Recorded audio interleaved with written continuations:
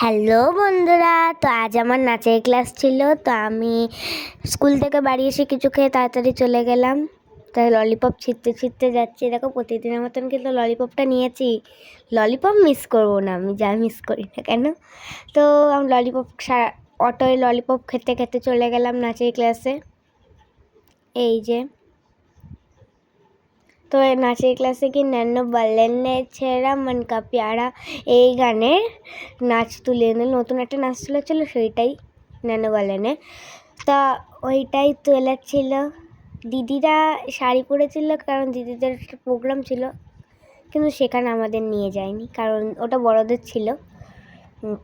তারপরে অটোয় বসে বসে চিপস খেতে খেতে চলে আসলাম। নাচের ক্লাস শেষ হয়ে গেছিলো, খিদে পেয়েছিল বলে তাই।